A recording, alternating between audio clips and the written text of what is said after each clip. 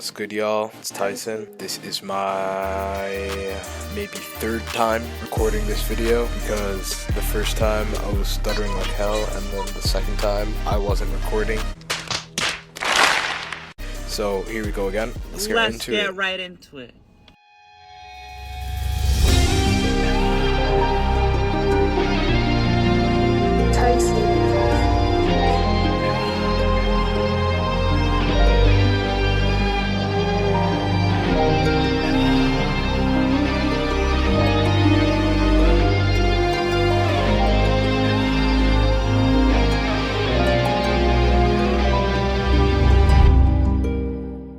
Oh yeah, and by the way, this is a dark Requiem type beat inspired by the new Hanuel album Xenos, alongside with some of the darker tracks off of Requiem like Night and Id. I thought I'd start out by showing you guys the intro because it definitely captures the essence of those darker tracks on Requiem. The more the beat progresses, the more it kind of just becomes like a Hanuel type beat, but I think this is very applicable to like Keshi style of production as well in terms of like arrangement and all of that. So the first thing I got here is this harp inspired by the intro track of Hanuel's new album.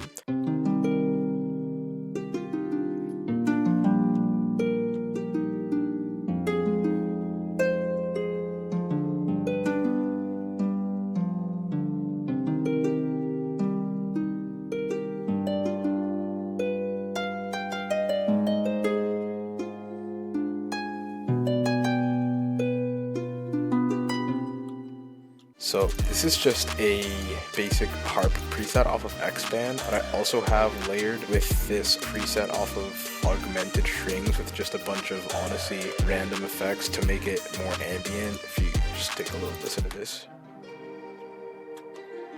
Probably not very distinguishable in the beat, but it makes a huge difference in the atmosphere, which is like a huge thing in making these more like mature productions, like definitely focusing on the atmosphere of it, right? So to get the dark sound off of the new Hanuel album and off of those few dark sounding Keshi tracks on Requiem, you're just gonna want to make like 7th and 9th chords in a minor scale, harmonic minor in particular. So yeah, see, here's just a normal C minor 7 chord, and then this one I guess is a little more interesting. So it's a G minor 7 or G7 with just the third dropped an octave, making the A sharp, the bass note, just makes it a little bit more spicy, you know. So yeah, that's like a trick that you can use to make your basic chords a little bit more unique sounding. Obviously just playing with the inversions, but also changing the bass notes. Yeah, that can completely change the vibe. Alright, next here I got these strings.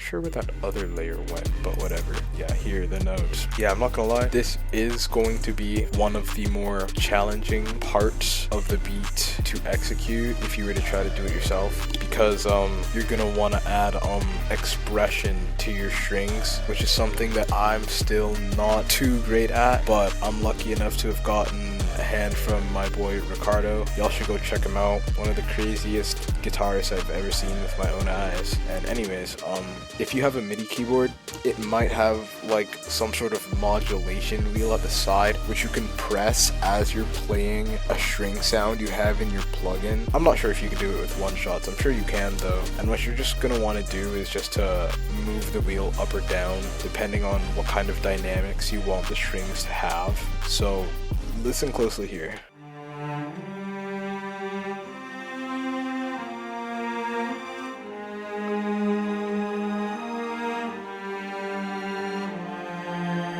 This is something that is also achievable just using volume automation for sure, but yeah, it's like whatever works best for you.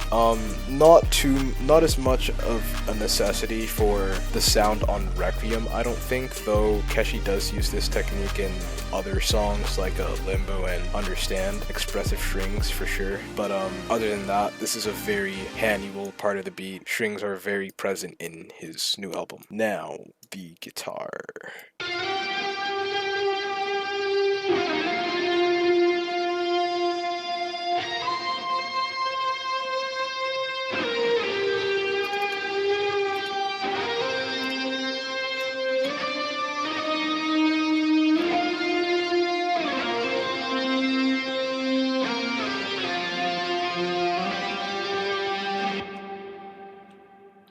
Obviously, in Keshi type beats, normally guitar is the main melodic component of the beat, but something I really like about Hanuel's new album is that the intro starts with a harp instead of a guitar, which is very like unorthodox in this kind of scene, but I think it's cool and I want to start doing it more.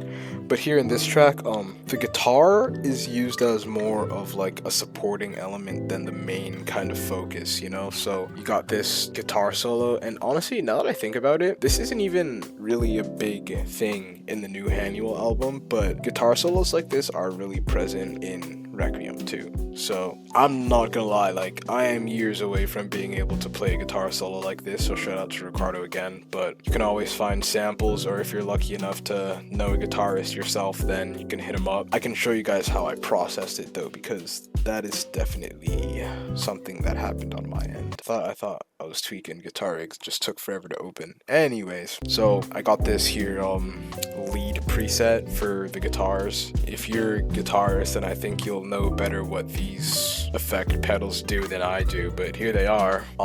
I just threw a chorus on there. It's not part of the amp, I don't think. I just threw a chorus on there because I wanted to soften it up a bit, some reverb on there, push it into the background, and then this here's the secret sauce. I should be charging y'all for this. No, I'm just kidding. But so I like putting phasers on my guitar solos to put them even more into the background. It creates that really like I don't know, like if you were to listen to Intentions by Starfall or like Hero by Starfall, you can hear a guitar solo in the background that sounds really like aggressive and present, but it's also like not like attacking your ears, you know? And the phaser, I'm not sure if this is a technique that is used in his production, but it's something that really helps me achieve that sound. Also, I just took the initial guitar solo here and just pitched it up an octave, and later on I realized that this kind of creates phase cancellation in some parts. So in simple terms, like parts of the sound from both of these layers will cancel out the other at times, but I don't think it creates an issue, because listen here.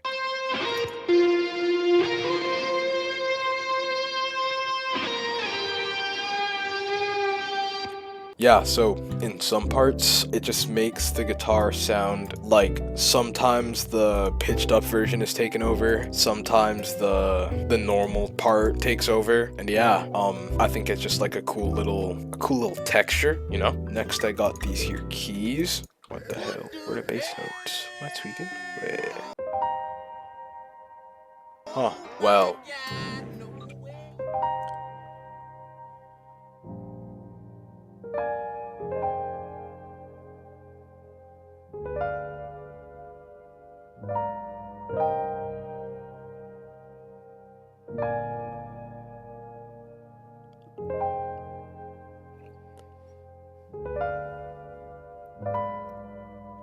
Honestly, here, nothing really special about these keys either. I'm just lucky enough to have a really good key preset, though I'm sure you can also find good one-shots or VSTs that can give you great key sounds as well if you don't have contact. But basically here, I'm just playing the chords that are in the harp, obviously. So like the main chord progression, just doing inversions, you know, whatever sounds spicy.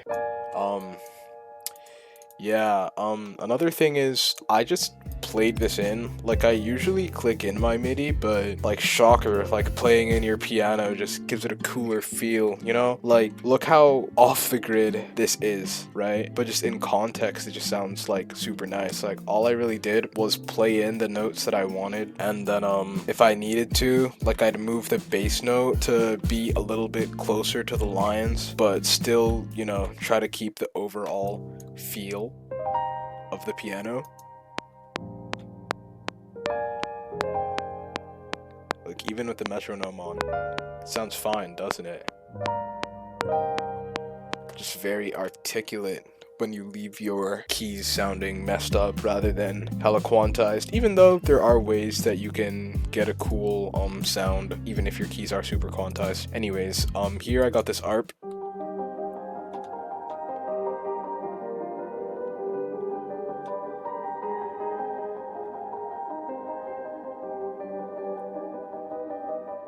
This layer is the same as the other keys, nothing crazy going on. Yeah, it's got hella reverb on it.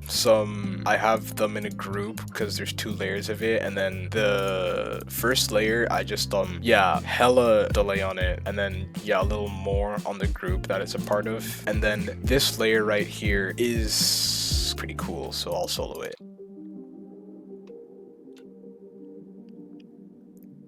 Yeah, it sounds really quiet, but it's adding a lot to the atmosphere. Basically, all I did was take this harp right here, select all, pitch it up an octave, render it to audio, and then I pitched the audio back down an octave. So it's in its original pitch, but it just has this completely new texture.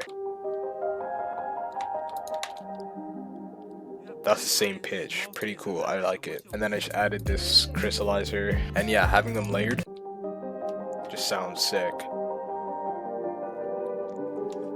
These 2 audio clips right here, I use that same octave pitching technique for these keys up here, again just for like a layer. Listen to this, bro, it sounds sick. I love that. Here are all the keys together.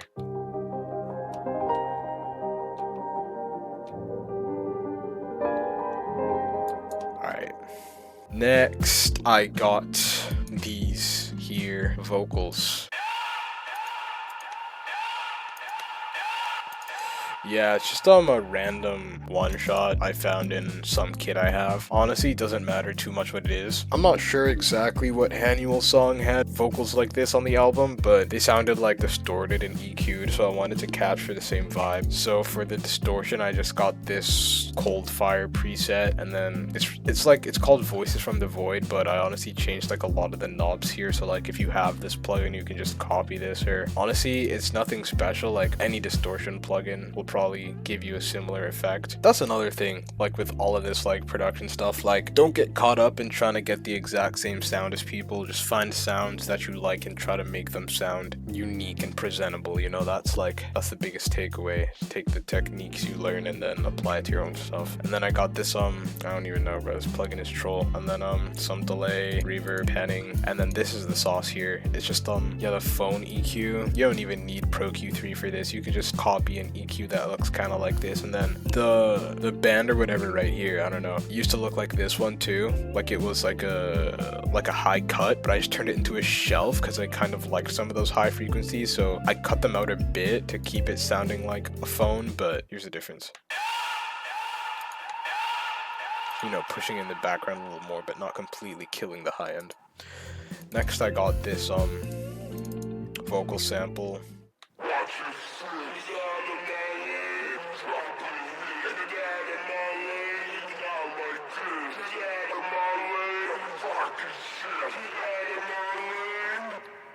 This is like a similar vibe to the vocals that Keshi has in Like That near the beginning and near the end. He does this in a bunch of other songs too, but if we're talking about Requiem, then Like That is kind of, you know, that track. Anyways, I didn't pitch this down or anything. Nah, I'll show you guys how this sounds without the effects on it. Watch your six. Get out of my lane. Let me drop a hit. Get out of my lane. Yeah, it sounds very slowed down because or very slow and stretched because, like, yeah, it's in like half time or whatever to fit the beat. But once you got all of these effects on it, You can hardly tell, and even if you can, it really adds to the sound. Yeah, I don't know, like, it's cool. I don't know what else to tell you, right? So, I didn't pitch it down. Pitching it down could give you an effect that works like that, but what you're really going to want to do is formant shift it. So if you have a plugin like that, great. If you don't, I'm honestly sure there are free alternatives. Yeah, other than that, relatively the same processing as this one, but then I do got this tape plugin on it, just add a little bit of noise. And honestly, I find that the high cut that are on tape plugins is different than like if you were to just EQ out the high end completely. Like, I feel like it just gives it a different texture or whatever. So yeah, I ran that up. Anyways, this is another part of the intro I forgot to show y'all. Just a synth bass, nothing too crazy, just adding to the depth of the intro, you know. So I got this open hat for the drums.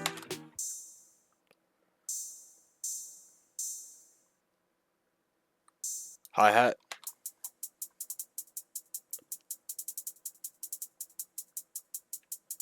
Okay, I will talk about this a bit because it is weird, right? In Keshi beats that are like that normally have trap drums, he's normally doing all these, like, I don't know, crazy patterns and rolls, which is cool. You know, Hanuel uses the same technique, I think, a lot in the trap song or trap drums in his album. But you know, I'm not gonna lie, I think making hi-hat patterns is one of my least favorite parts about making beats. So what I do that I think makes it a lot more fun for me is I just add delay. I'm not gonna lie, like, it sounds cool, it's fresh, you know, it's new, so there's that. That's how you can get rather cool sounding hi-hats without, you know, doing anything too crazy. All right, and in the verse I got this snap, you know, just like a little chill, you know, little chill snap. It's your kick.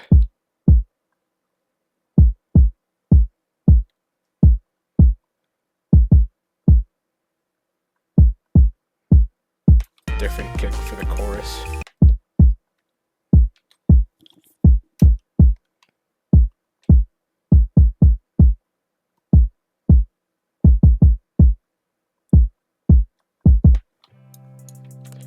Yeah, try to keep your kick patterns relatively consistent, especially Hanuel type beats. Honestly, Keshi kicks feel, in his trap beats at least, like a lot more random and freestyle, but you really want to make your kick patterns intentionally. So if you just want like to have like a cool bounce, like in a typical Keshi trap song, then you can add a little bit more variation to your kick patterns. But for the style that I was going for in this beat, I wanted to keep it just, you know, give it some consistency. I don't know, like give it that Hanuel swag. Anyways, just layered that kick with this 808 in the chorus.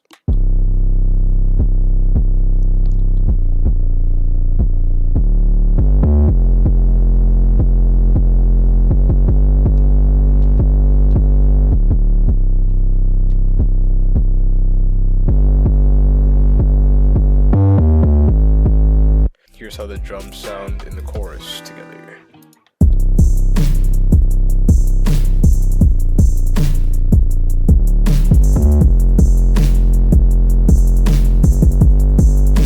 Next, let's check out these effects that I got. And I don't think this is very particular to any of the styles that I'm gonna be going over today, but it always just makes your beats more immersive if you add transition effects. Yeah, got this sweep, feedback riser, cymbal swell, another cymbal swell, reverse impact into a normal impact, and then just an orchestra hit, which I low-key kept way too quiet in the mix here by accident, but like, oopsie daisy, like it already has enough impact as it is, so no big deal. Then here in the verse, I have these string risers.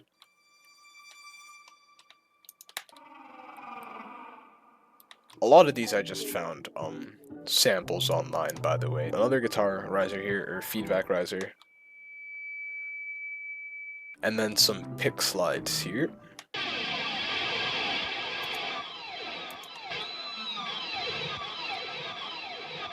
Yeah, so I just put the same guitar rig that was on the guitar solos from earlier onto here. I added a lot of delay actually, just because I think it sounded cool going into the chorus.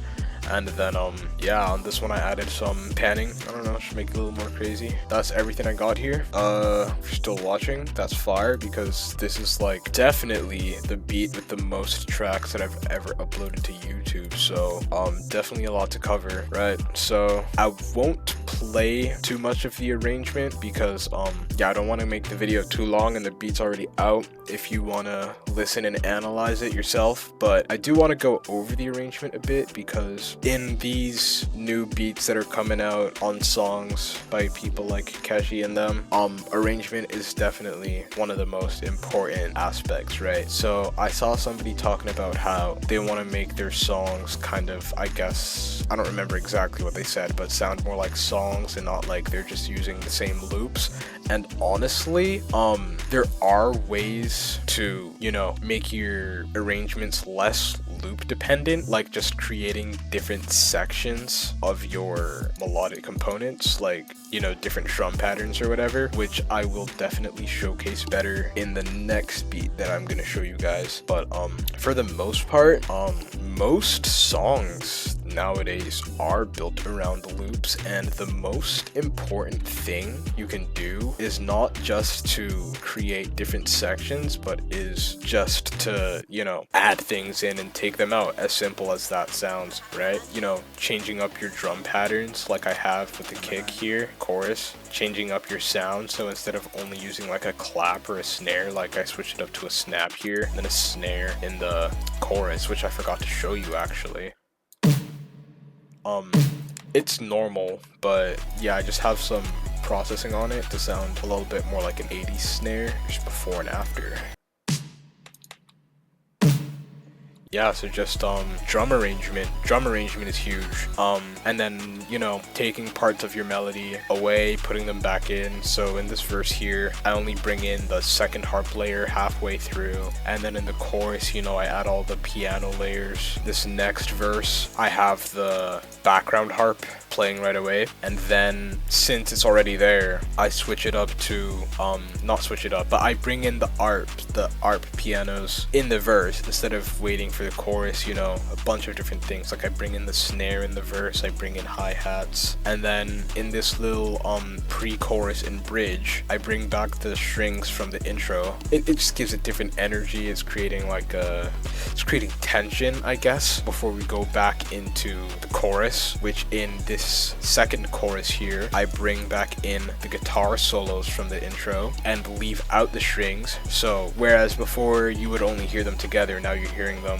apart and with different sections of the beat. So even though this beat is only like entirely made up of 16 bar loops, it feels like it's evolving the whole time, just because of the transitions and because of the parts that you're leaving in and taking out, right? Also, yeah, I don't know if I mentioned this because, like, yeah, I'm Joe Biden over here, but also just creating patterns that aren't just 4 bars long. Like going for patterns that are like 8 bars long will really help with making your beats sound more engaging and less like they're loops. Like this is kind of going over the top, I can't lie. Like 16 bars, like I almost never do this. Like it's really only 16 bars because the chords are lasting for 2 bars instead of just 1. But yeah, just the longer your patterns, the more variation that your beats will seem to have. If you want to hear the full thing, it's out on my channel. I don't want to make this video too long, so yeah, thank you for watching up to this point. On to the next beat.